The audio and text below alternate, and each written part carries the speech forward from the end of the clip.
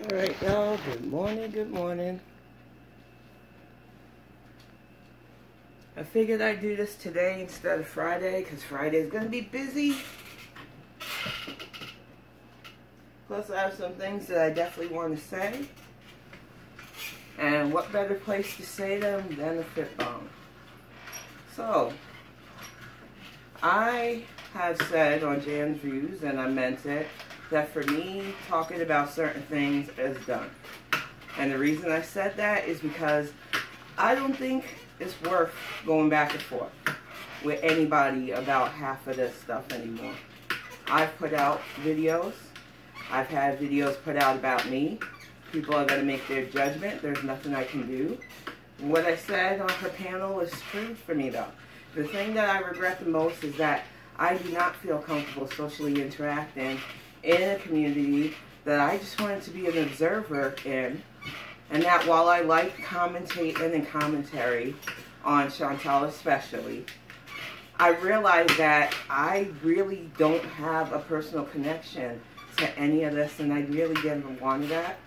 I don't want to have to do the things that is needed to keep up with that, and I can't. That's why I like the fact that I could do once a week where I can talk about the stuff that I've observed her doing and just get it out of my system now. But at the end of the day, and on Saturday, I will go into this a bit deeper because I've made a decision that I think is necessary now. Things have changed big time. I am back to where I was last year, just lurking and silently supporting people that I want to support. Because honestly, it's not worth having people that I still enjoy feel like they have to jump in, defend my name, when honestly people are apparently judging my actions. I don't want that. And I'm going to keep maintaining I don't want that. If I'm sitting in your chat, I just want to listen to what you're talking about. If I'm trying to interact, which I'm not anymore. And I don't think people understand that. I do not want to interact anymore. I think that was my biggest mistake, is trying to interact with people. And whether people want to accept this about me or not, I've been 100% honest and blunt about how I don't like letting people in like that because of the fact that I watch patterns. Right now, there is so much I would want to say to people about things that they're doing to just hurt people who are really going through it with their health. Yeah, I've seen the shit that they were saying about somebody that I like and respect, faking something that there's no fucking way. And don't you think I wanted to just get on and cuss a motherfucker out for even putting that out there when you don't know what she's going through? But I don't want them attacking her because they think, oh, she's down with this person and this person isn't good, so let's attack them some more. It's fucking crazy to me because everybody doing this is way too old for that. And it is so acceptable now that I don't want no parts of it. I don't care. I am not here to war with people I don't know and I don't want to know about. I'm here to have fun. So Saturday, I honestly think once I get what I want to say out of my system, the format change probably gonna make people try to fall off, and if you do, you do. But I have found something that I think is fun. I can give my 2 hours on Saturday knowing that I want to do it, I want to enjoy it, I won't want to avoid it. And I think the people who came just to hear my crazy ass talk about stuff will like it. Right now though, I just want to listen. I like having people on in the background. It ain't got to be any deeper than that. If I don't fuck with you, I still don't fuck with you. That is the way I've always handled things in life. And I think there are too many people that they don't. This is enjoyable for them to have people at each other's throats, to try to extort people with information that apparently is readily accessible. And apparently when you leave it up there, so it's like I said, I can't and I won't sway anybody to believe in me because you don't know me. So believe what you want. I think what people thought was going to happen was I was going to just start begging people to, like, take my side. I don't want anybody to take sides. I do not want things to be that deep. If you're not having fun listening to the shit that I say, whether it's in these Fitbangs, whether it's in my lives, then don't show up. I'm not saying it just to be mean, because it's going to come across mean whether it does or not. I'm saying it because the reality of the situation is I can't behave like that. I don't want to know people's personal things. I don't want to know anything about them except if they entertain me, their opinions on stuff. That is how I operate. I don't expect everybody to operate like that. And I honestly just want to enjoy my time. So many people take time for granted. They waste it doing things that you'll have instant regret down the line when people only associate you with such antics. But when you can't see it from that perspective, you can't tell people about that stuff. I learned my lesson on Twitter. I keep telling people I was a Twitter OG from the ground up. There were times where people went out of pocket all the time back then. Threats, harassment, all that bullshit. And I'm not an information broker, so I don't find any of that interesting. I'm just real enough to fucking say that shit. But at the end of the day, trying to get something that'll get me making a video about people or arguing with people is going to be a waste of time. So I'm giving anybody who says, well, I thought she was going to fight and she's not, so I'm out. Okay. Honestly speaking, okay. I have been completely forthright with saying, anybody that wants to feel that way, anybody that wants to talk, I'm not going to see it. Yet, people don't want to believe that. So, all I can do is just keep doing me. That is the whole point of being in commentary, is knowing that you have to do things your way. And you have to have fun, or shit's going to burn you out. And with everything that I'm looking forward to right now, all the fucking joy that I'm experiencing, I'm not going to let something that is supposed to be a fun side thing shake me.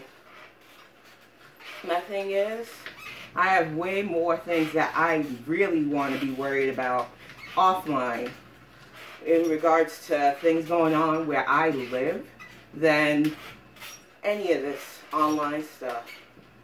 And for me, as long as I'm having fun, that's what matters.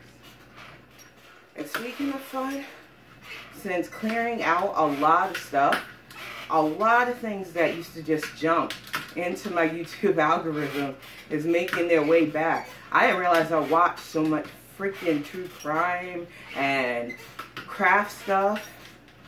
Now I get to watch a lot more craft stuff, a lot more videos about things that are very disturbing. Evil Intentions is one of my favorites, but it's hard to watch some of their stuff. Misery Machine as well. I just don't understand the world that can do that to people who don't even get to live long enough to enjoy life. And I don't think I could ever cover true crime because I just, especially when it comes to hurting young people, it just makes me feel ugh. And while I watch Evil Intentions because they use my hometown a lot as a backdrop, because there are so many tales of a broken system that lets people that need help fall through the cracks and allows people to look away when something's happening to a kid. And I think he respectfully does their stories. He wants people to remember their names because some of them didn't get to live long enough to even show potential. And it's because we have such a system where if you're born to a certain demographic and makeup, you can end up being just discarded. And they thought that, well, they don't belong here anyway because they immigrated here or we don't care about them anyway because we just expect them to do this to their kids. And it's just hard watching that. But what I appreciate about some people who do those kind of things, like Annie Elise, they preface that we know what we talk about is rough. We know what we talk about can really make people feel a certain way, but we want to give a voice to the ones that were lost. There's a couple of those that do other video formats for short form too, like Coffee House Crime, Diet Trip. All of these people come into the algorithm. I think the only one that never got knocked out, and it's because my husband and I like to watch them, is Mikey, That Chapter. Oh my gosh. His accent cracks me up, and my husband keeps looking at him now that he doesn't wear his glasses. Like, I liked him better when he had his glasses on. And like I said, a lot of these people cover things that is interesting to watch, but there's no way, because I feel like, to me, talking about these crimes feels like you're trying to make your name off of talking about it for some. It's not the ones that I watched in rotation, because they always are upfront with, we don't want to disrespect the families. In fact, Evil Intentions has gone on record to say he has people in the families that send him the information so that he can get it right. He outreaches so that he can share the stories without being disrespectful to the victims. And I don't think he's a rarity. And you can always tell the people who would just report in, especially older cases like Diet Trip and Coffee House Crime does. Sometimes they do newer stuff from around the world, but they cover all sorts of things. From people who are doing like newer crime. And then you got historical people too. Oh my gosh, what? Briefcase is one of them. And there's another one that sounds almost like Briefcase that I like because they go really back. Historical stuff from all around the world. And it used to be where at the end he would show pictures of pets, and then he just switched to just doing the talk about historical crime. And it's very fascinating to sit and watch because I love history, and I just like seeing how different eras behaved in regards to that. And honestly speaking, I just think that it is interesting to have different perspectives, different views, but I know that not everybody wants stuff like that, and that's just how it's got to be. I also been getting a lot more lost media icebergs, because there's this one song, The Lost Media. It's not the song that they found out this year that was found on the fucking porno movie. There's a song that sounds like an 80s synthwave song called Ride the Wind that nobody has been able to figure out thoroughly who sung it or have the whole entire song recorded. So it has been an ongoing mystery for a while, and I would love to see that found out eventually, because I think, you know, from what it was said, they used to play it a lot in South America, and then it was played on the German radio station, and this guy back then recorded it just to have it. He recorded the whole show, and that song just stuck out because unlike the other songs that were played, it never really seen rotation again, and then he forgot about it for years. He would find it like 10 years later, and he realized that nobody really talks about this song and nobody knows about this song. So he went on a hunt to see what he could find, and he involved his sister too. And they contacted the old radio station, got a shit ton of back and forth, but nobody could track where that song came from. And then on top of that, the people that wanted to help him kept inundating the radio station and bothering them. So they finally had to put their foot down that, look, we don't know, so please stop bothering us. But they haven't given up. People are all over the internet still trying to piece together. They've come close. There was a band that back in the day used to do records like that, and they think they might have found the lead singer, but he doesn't remember recording it. Because it was the 80s. Back then, people did a lot of crazy shit illicitly. He could have recorded that song while blitzed. So that's been kind of a lukewarm lead for who created that song. But it's just fascinating to see people who are determined to figure out who created the song and why it was put out. And like I said, they did it with that other song that they found out this year, that it was off some old-timey adult movie. And now they have the whole song for that, and that was another 80s sounding thing too. But the internet can be a fucking fun place for lore and deep dives. And I find myself, especially at night, listening before I fall asleep to lost media stuff, because you never know.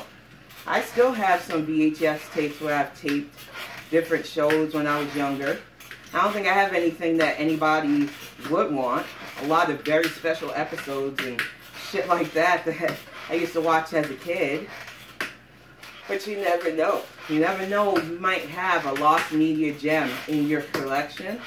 And it would be fun to go through old media and see if there's something that people are looking for, like an old commercial. You know? I know if George Lucas had his way, he would want his Star Wars holiday special to be lost media. And I remember when I watched that. It was a couple of years back. I had a bootleg copy of it. And I could see why he wanted that holiday special to be lost. Because it was garbage. It didn't make any sense. There were a lot of big name people in it. And it did not correlate with Star Wars. You didn't like Wookiee Life Day? I hated that whole entire thing. You know I did. I went on a tangent with you about that crap. No, I did not. Even the stop it. Even the thing that people said that I would enjoy it for, that Boba Fett cartoon, it's fucking boring. There was absolutely nothing about that holiday special that was redeemable. I can see why so many people that were a part of it, so many people who were in it, just, they don't talk about it. And George Lucas absolutely freaking hates it. The whole Life Day plot, because they didn't want to seem like they were only celebrating Christmas. Okay, fine. It's based on fictional characters. The whole Wookiee thing was weird, because it's like, even though you have subtitles, you're having these people make that noise that Greg was just making, and it's like, that's weird. And then on top of it, it's all these weird musical numbers. So you had like Dorothy from the Golden Girls as a cantina owner, with Roger Corman from Carol Burnett's show as a patron with a hole in his head, and she's like pouring liquid into his head. It was fucking weird. There was rock bands and music dancers and things that just didn't mesh. And it felt like a early 80s fever dream. Poor Mark Hamill, right before they filmed that, had gotten into a car accident and had to have reconstructive surgery, so he was in heavy makeup during that, and I couldn't not fixate on the fact that his face looked weird back then. So, when I say that there's probably media out there that people have created that they would love to be lost, that is the first thing that I think of. I just think it's funny that I'm old enough now where stuff I grew up with are considered archives. I had decided, a young person talking about that last night, how, and it's funny now, the stuff that I grew up with is considered almost relic-like now. Things from the 70s and 80s that I was so used to is now considered vintage. I got it really bad about 2 months ago when Green Day announced that their Dookie album was over 30 years old. I was like, I remember when I first bought that fucking CD. And then I realized that a lot of my CDs are a good 30 plus years old. You can hear music that you grew up with on classic soul, classic rock stations now. And now I know how my elders feel. Because all the music they grew up with and were teens during, they hear now on classic stations. Reality is, you get older. And I cherish a lot of the media that I still have. Because as a Gen X who grew up thinking that the world was going to end via a Cold War with nuclear weapons, and we still aren't 100% out of the danger of shit like that, if we were lucky enough to survive such a fallout, to give a nod to the actual video game, I like having physical books. I like having physical music media still. I like having ways to have entertainment even if everything else just completely goes to shit. And I honestly think there's a lot of us out there. We have books, we have comics, we have physical movies and music CDs. Even though the audio quality on music CDs that old, you can hear a difference now between the newer, more digital and them. But as long as I still have music, that's all that matters. I have downloaded so much music. I remember the days of Napster. I went all kinds of crazy. And I got lucky. I was probably one of the few that didn't brick my computer, because there were certain ways you could tell if a file was legitimate or not based on the size. And a lot of people just didn't look at that. There were a lot of empty files, as we called on Napster, that it gave you a title to a song, but when you clicked on the information, you could see where there's no way a song file would be that small, and you could avoid those. But a lot of people never did. They would just see the song pop up, and if it had a lot of downloads, they would pick that. And it was easier to just scroll down, check the metadata versus the other, and see which ones were a full file to get the song that I wanted. And I downloaded a lot of songs back in the day. You know, it was fun. And then Napster got sued by Metallica, and it became a shell of its former self. I remember a lot of the old internet for real. Had a Zynga page, had a MySpace page. Was one of the first to do Twitter when it came out, even though that wasn't by my design. If I could be honest, I didn't want a Twitter either. I had my fill with Facebook, but I was working for a gaming magazine back then, and they wanted us to have social media presence. So I was like, fuck it, fine. Made my Twitter account. I think I made a Reddit account for Endgamers back then too. I didn't remember the log on, so I didn't care. What else? I already had the Facebook. But that was it. There was no other things. There was no Instagram back then. There was none of these newer things. And I really hated that I had to make an account for Twitter at first. And I used to say it all the time. I made this account under duress.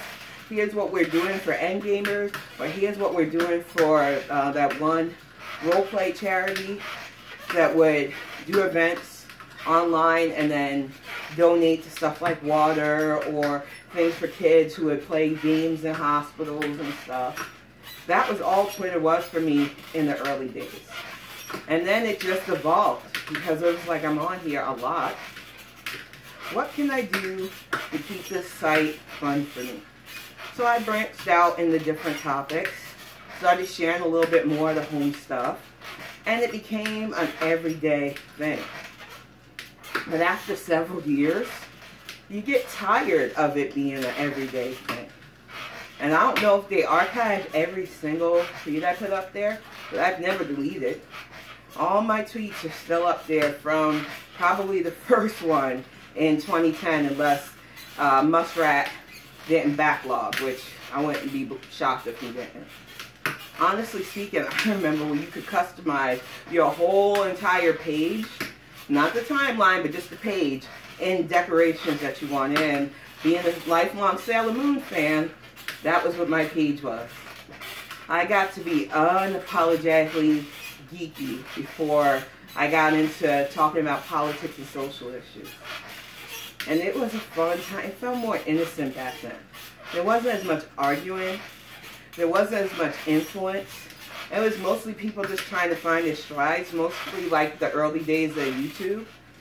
And it feels good that I have those memories, because I can always look back more on those days than the days where it was constant fighting, constant back and forth, constant stuff that now when you mention Twitter, because that's what I'm going to keep calling it, everybody's like, oh, the place is just a cesspool. Oh, the place is toxic. And they're not wrong. A lot of them don't know the Twitter that Jack started years ago. That was supposed to be a rival for Facebook and did it. But it was touch and go those first few years. And I think it was more fun. Sometimes I wish I had gotten into YouTube back in 2005, but I was far too busy being a mom. I didn't know what the fuck a YouTube was. And I honestly didn't care. I think my first account, which is still under my name, my son uses it. I don't even want to look at it anymore because he likes some weird fucking shit. Including that one kid that, and I call him a kid because he's 20 years older than him, that uses the Mario puppets and crap like that. I don't care for it, so. But that was for me just to upload family stuff, whether it's Christmas photos or Christmas recordings. And then when I started doing the more political commentary, I was like, I don't want this to bleed over to that account because it's supposed to be for family stuff. So I made my Hilariously thing and never looked back. The thing is, I know that I miss the golden days of a lot of stuff, especially in YouTube. But there's going to be more. There's always something that brings in a new renaissance of people who want to talk about it. That's one of the patterns that I've seen even digging back with my nosy ass into archives of things, especially about YouTube's early days. A lot of the OGs, they retired. Or they're hanging on and they're not that great of people. I just watched the video where that weird lunch sleeve with the mold is going around. On top of several other weird scandals with Mr. Beast, who I thought was a beloved member of YouTube.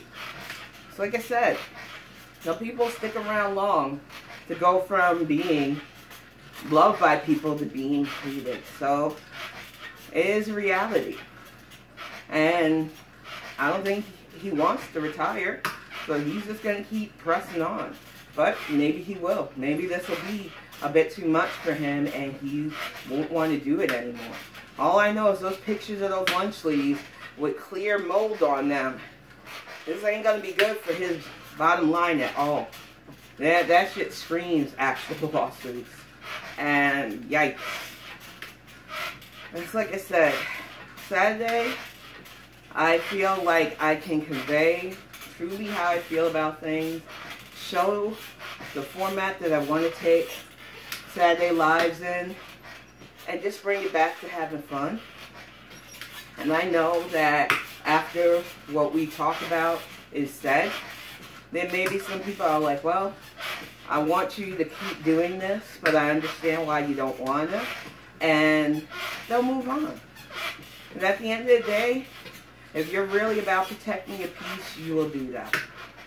And that is what I'm about right now. Like I said, I'm happy for the first time in my life. I feel good in the morning waking up. I'm good. So in order to stay good and to protect my peace, I'm going to do whatever's necessary. And I really hope that any of you watching are in protect your peace mode, because it is very vital. Thank you for watching. I'll have this uploaded in a bit. I hope that you have a great Thursday, have a great weekend, and I will talk to you all soon.